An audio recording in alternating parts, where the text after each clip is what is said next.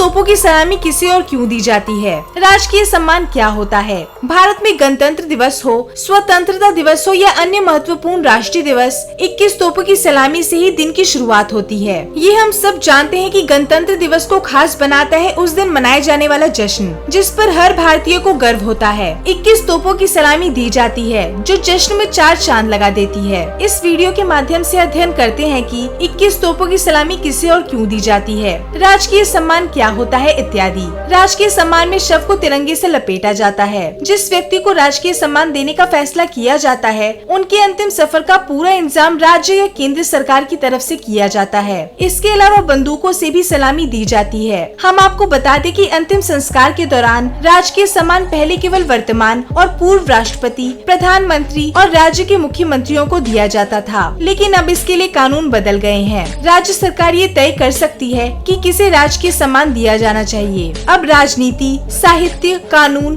विज्ञान और कला के क्षेत्र में योगदान करने वाले शख्सियतों के निधन पर राजकीय सम्मान दिया जाने लगा है। राजकीय सम्मान से होने वाले अंतिम संस्कार के सारे बंदोबस्त राज्य सरकार की तरफ से किया जाता है। उसके अंतिम संस्कार के दौरान उस दिन को राष्ट्रीय शोक के तौर पर घोषित कर दिया जाता है और भारत की ध्वज संहिता के अनुसार राष्ट्रीय ध्वज को आधा झुका दिया जाता है। राजकीय सम्मान किसे दिया जाता है? हम आपको बता दें कि इस देश में सबसे पहली बार राजकीय सम्मान से अंतिम संस्कार की घोषणा महात्मा गांधी के लिए की गई थी। तब तक अंतिम संस्कार के राजकीय सम्मान का प्रोटोकॉल और दिशा निर्देशन नहीं बने थे। 1950 में पहली बार निर्देशन बना और तब ये सम्मान केवल प्रधानमंत्री, पूर्व प्रधानमंत्रीगण, केंद्रीय मंत्रिमंडल के वर्तमान और भूतपूर्व सदस्यगण के लिए ही था। फिर इस सूची में राष्ट्रपति, उपराष्ट्रपति, लोकसभा अध्यक्ष, उप सभापति, राज्यसभा भी जोड़े गए। बाद में इसमें एक प्रावधान ये भी जोड़ा गया कि उपरोक्त महानुभाव के अतिरिक्त राज्य सरकार अपने विवेक में जिसे चाहे उसे सम्मान दे सकती है। इस विशेष अधिकार का प्रयोग मुख्यमंत्री अपने वरिष्ठ कैबिनेट मंत्रियों की सलाह से करता है।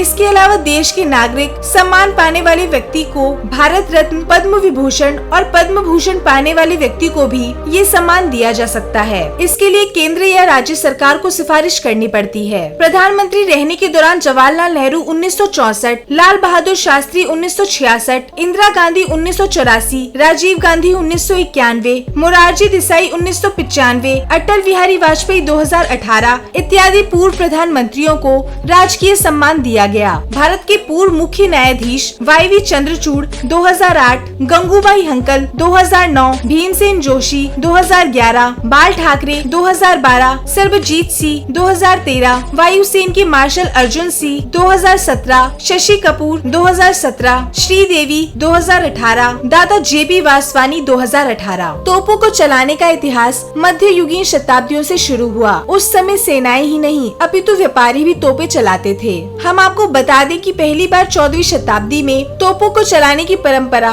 उस समय शुरू हुई जब कोई सेना समुद्री रास्ते से दूसरे देश जाती थी और जब वो तट पर पहुंचते थे तो तोपों को फायर करके ये संदेश दिया जाता था कि वह लड़ने के उद्देश्य से नहीं आए हैं। उस समय सेना और व्यापारियों की ओर से 7 तोपों को फायर किया जाता था, परंतु इसका कोई स्पष्ट कारण नहीं है। 17वीं शताब्दी में पहली बार ब्रिटिश सेना ने तोपों को सरकारी स्तर पर चलाने का काम शुरू किया और तब इनकी संख्या 21 थी। उन्होंने शाही खानदान के सम्मान में तोपों को चलाया था और संभावित रूप से इसी घटना के बाद दुनिया भर में सलामी देना और सरकारी खुशी मनाने के लिए 21 तोपों की सलामी की रीति चल पड़ी। 18वीं और 19वीं शताब्दी के शुरू होने तक अमेरिका और ब्रिटेन एक दूसरे को प्रतिनिधि मंडलों को तोपों की सलामी देते रहे और इसे सरकारी तौर पर मान्यता दे दी। हालांकि भारत में ब्रिटिश औपनिवेशिक शासन के माध्यम से इस परंपरा की शुरुआत हुई। मसलन ब्रिटिश सम्राट को 101 तोपों की सलामी दी जाती थी, दूसरे राजाओं को 21 या 41 तोपों की सलामी दी जाती थी। आजादी के पहले भारत में राजाओं और जम्मू कश्मीर जैसे रियासतों के प्रमुखों को